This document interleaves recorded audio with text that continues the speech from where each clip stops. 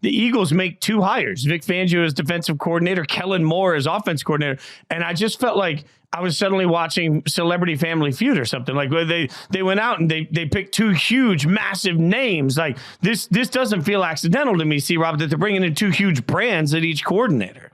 No, and there are a couple of different ways. Like, number one, you're taking Nick Sirianni and you're moving him, you're removing him. He very much sort of just be the CEO coach now, right? Because you have an offensive coordinator who's extremely experienced, right? Worked with different quarterbacks, had success with different quarterbacks, who can structure that offense, run it, play call it, all the things that he needs to do. Kellen Moore can do that on his own. Vic Fangio, same deal. He can structure that defense. He can play call the defense. He can scheme it. They've got familiarity with Vic Fangio, by the way. He was a consultant there prior to this. So it's not, there's not a lack of knowledge in what he necessarily brings to the table. Plus they went to the Super Bowl when this guy was an advisor for them, helping them to structure defenses down the stretch.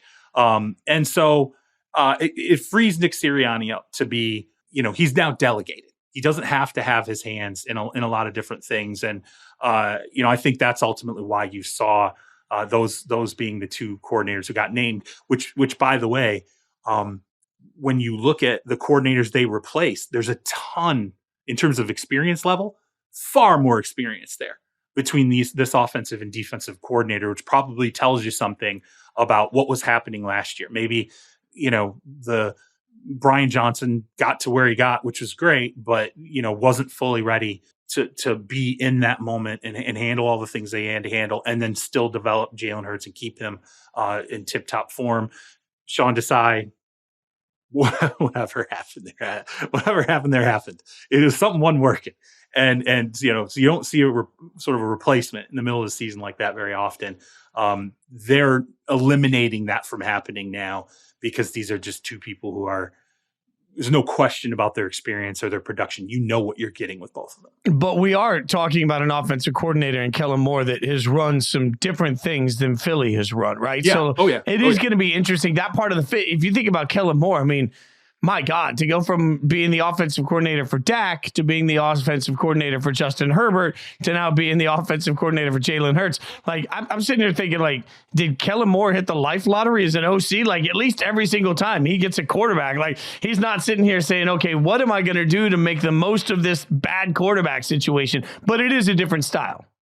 I'll be curious. So if there is one thing that has maybe bothered me a little bit about Kellen Moore throughout his stops, right? Since he got, Dallas with the Chargers and now moves on to Philly, there's always a lingering sense of like, what is our identity?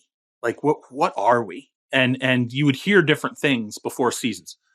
Mike McCarthy, we're going to run the ball more. We're going to do this. We're going to do that. And they go out and they're throwing it all over the place. And you're like, you can see like there's going to be some friction now between Mike and Kellen because they don't have this like clear running identity that Mike necessarily wanted, which is funny because now that Mike called plays this year, I don't know that they necessarily had the clear running identity that Mike wanted as well. So, maybe that's not on Kellen.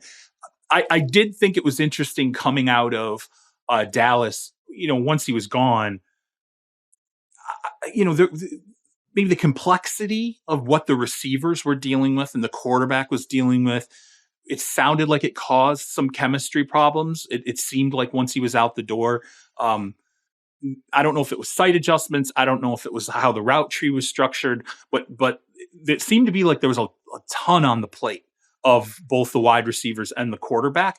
I don't know if that's something that really necessarily ever changes. And I'm curious to see how that manifests itself with him handling Jalen Hurts and a very obviously extremely talented set of receivers. And when you just look at the tight end and the receiver spot, I'll be interested to see how intricate it is. Like a vocal group of receivers too. Not that all receivers aren't a little vocal, but come on, man. Like, he's going into a room where, let's be real, if AJ Brown doesn't like it, we're going to hear about it quickly. Oh, right? yeah. Like social media is going to know. Yeah, no, there's no question. I mean, I would argue that aside from, like Keenan Allen, not that Keenan Allen's not vocal. I mean, he definitely is. And he's a receiver who's like he's earned his spurs, right? But I do think that AJ Brown is a little bit different. He's I don't want to say he's on the Stephon Diggs level, right? Because that's like the full blown, like he's going to let you have it the second he feels like things aren't necessarily going right. But he's not that far off. He's like a slightly middling second behind maybe a Stephon Diggs. So I would say Moore needs to prepare for that, because certainly in Dallas, CeeDee Lamb was not going to be someone who's going to be out there, being like, hey, this ain't working. What this guy's doing is not working. You weren't going to get that from really any of that wide receiver room, at least at that time. And you sure as hell weren't going to get it from Dak. Dak wasn't going to go out there and be like, Kellen's not doing this right. Or Jalen Hurts, as we saw how he kind of reacted down the stretch. His endorsement of Nick Sirianni was there, but it was not as strong as I felt like other people in that locker room were. So I also think that's part of what the Kellen situation is. You're putting a layer between Nick and Jalen, where now Jalen knows 100% of my emotion, investment, time, everything I'm doing, my capital is going to be tied up in Kellen Moore. And having the confidence of knowing that Kellen's done this on his own before. He's done this with successful quarterbacks before. Dak did get better, by the way, with Kellen Moore. Like, there's no discounting that. Dak did become a better player. Now, he didn't reach this plateau that he did this year, but he made strides. So it's going to be different. And I think Jalen Hurts is going to be asked to do some different things, but that is probably what Philadelphia is looking for. They don't, they want him to handle the blitz better. They want him to throw in the middle of the field, right? It's going to be some wrinkles that he's going to have to pick up and maybe push his game forward.